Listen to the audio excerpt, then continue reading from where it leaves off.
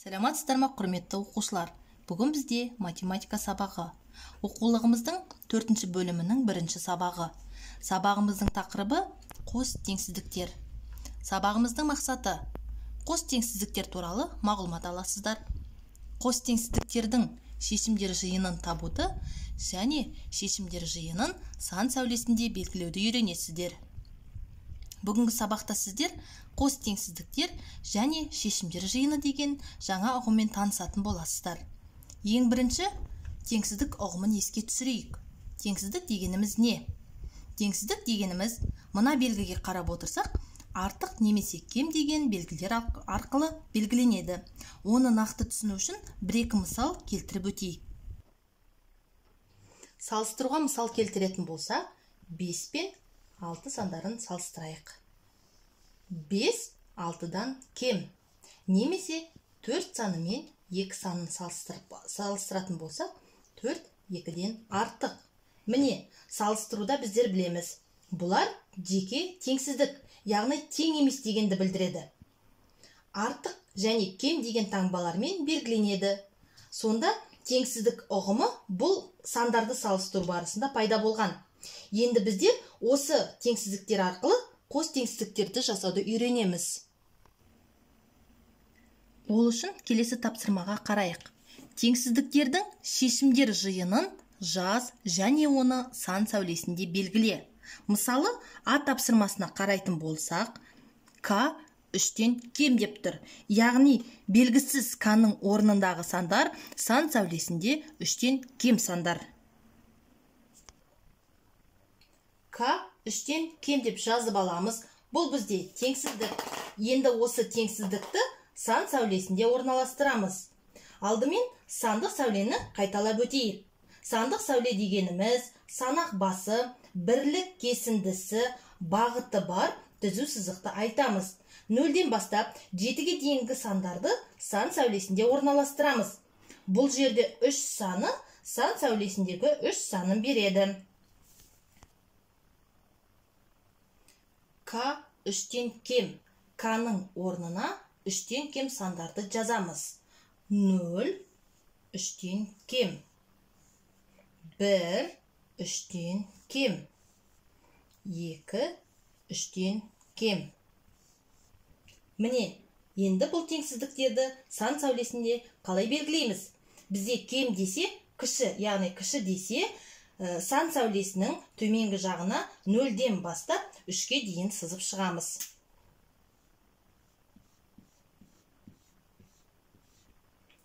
К 3-тен кем бұл теңсіздік, және бұл теңсіздікті біз сан сәулесінде белгілеуді үйрендік. Енді Ә мысалына назар аударатын болсақ, Т 3-тен артық, яғни берілген белгісіз Т саны 3-тен үлкен дейді. Яғни сан сәулесіндегі Т-ның орнындағы сандар 3-тен үлкен болуы керек. Мысалы, 5-ке дейінгі сан сәулесін сызайық. Т 3-тен артық дейді. Ендеше 3-тен кейінгі көрші сандарын қараймыз. 4 3-тен артық. 5 3-тен артық. Артық десе, мына сан сәулесінің бойында, үстіңгі жағында 3-тен 5-ке дейінгі аралықты сызып шығамыз. Яғни біз сан сәулесінің бойында белгіледік. Бұл теңсіздіктер. Біз тек қана шешімдер жиынын таптық. Енді келесі тапсырмаға қарайық. Балалар жердің моделін жасамақшы болды, және олар оны жасап шықты. Бұл модельді өлшеген кезде шар 3 килограмдық кіртастан ауыр, бірақ дәл осындай 2 кіртастан жеңіл болып шықты. Міне, мынау бізде балалар жердің моделі. Бұны бірінші рет 3 килограмдық кіртаспен өлшеген кезде жердің моделі, яғни біздің шарымыз кіртасты басып кетті, яғни ауырлау болды. Екіншісінде тура осы біздің кіртасымыздың қасына тағы да 3 килограмдық кіртасты қойған кезде керісінше біздің жер, яғни шарымызды кіртастар басып кетті. жер шарымыз, яғни жердің моделі жеңілдеу болып шықты. Шардың массасын x килограмм деп белгілеп, теңсіздіктерді жаз. Нақты шешімін табу үшін бірінші екі теңсіздікті жазып аламыз.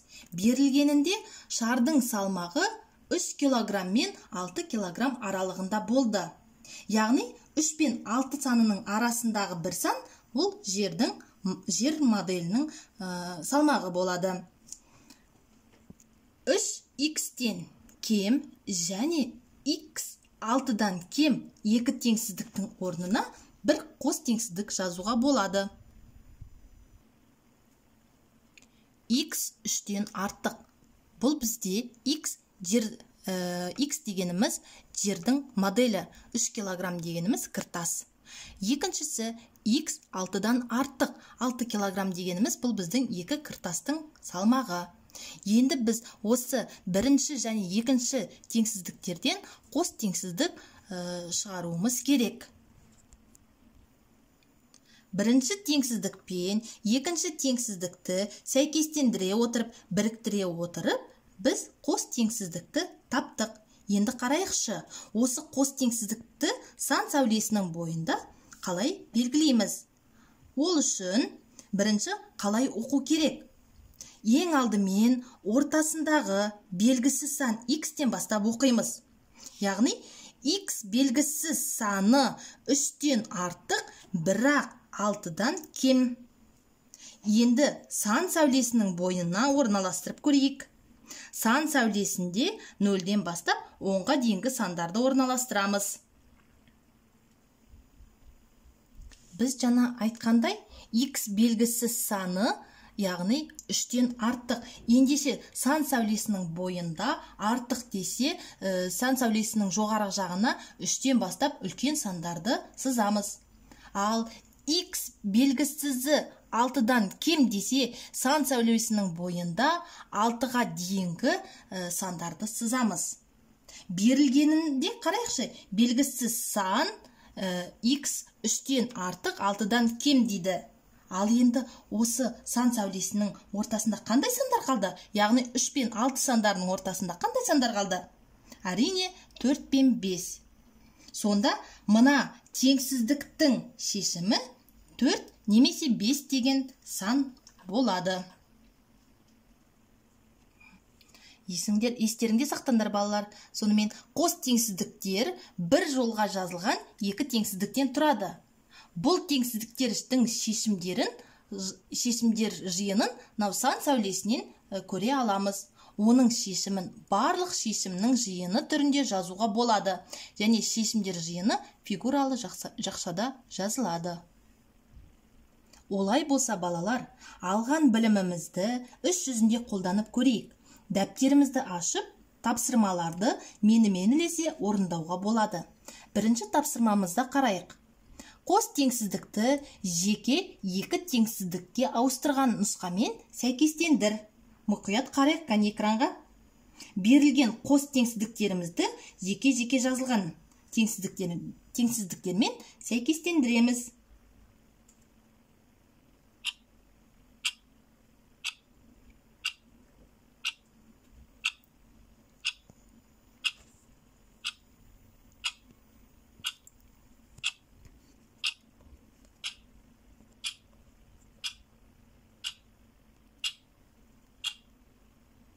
Сәйкестендіріп болдық па балалар?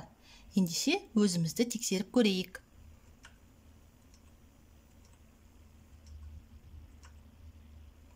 Сендер бұл тапсырманы өте дұрыс орындады деп сенемін. Жарайсыңдар. Ал енді тағы тапсырма сандық сәуле бойынша.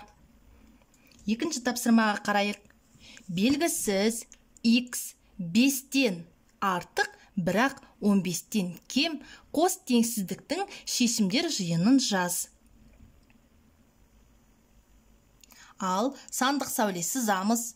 Сосын қос теңсіздіктерді жеке-жеке теңсіздіктерге ажыратамыз. Және осы қос теңсіздіктегі белгісіз шешімдер жиынын тауып жазамыз.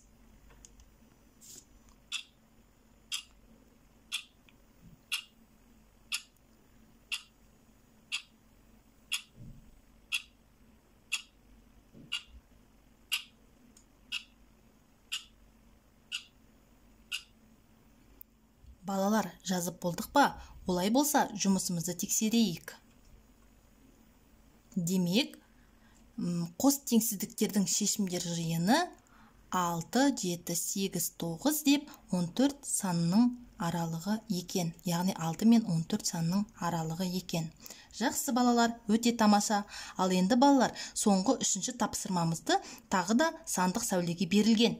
Бүгінгі біздің тапсырмаларымыз тікелей жаңа тақырып болғандықтан балалар, қос теңсіздіктерге арналып тұр.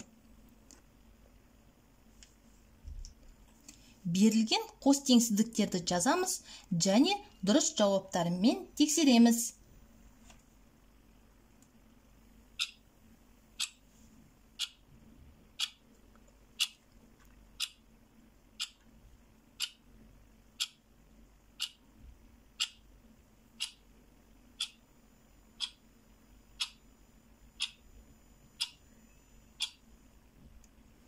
Жазып болдыңыздар ма?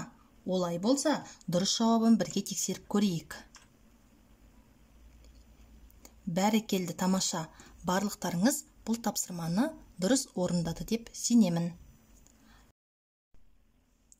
Ал балалар, біз математика сабағында әрбір тапсырманы орындағаннан кейін сабақтың соңында өзімізді бағалап, өзіміздің қандай жетістікке жеткенімізді саралаймыз. Солай емес пе балалар? Олай болса, өзімізді тексерейік. Бүгінгі дескрипторларымыз төмендегідей. Қос теңсіздікті жеке екі теңсіздікке ауыстырған нұсқамен сәйкестендіре аламын. Қос теңсіздіктің шешімдер жиынын жазамын. Қос теңсіздіктер мен жеке теңсіздіктерді ажырата аламын. Осымен балалар, біздің бүгінгі сабағымыз аяқталды. Қош сау болыңыздар.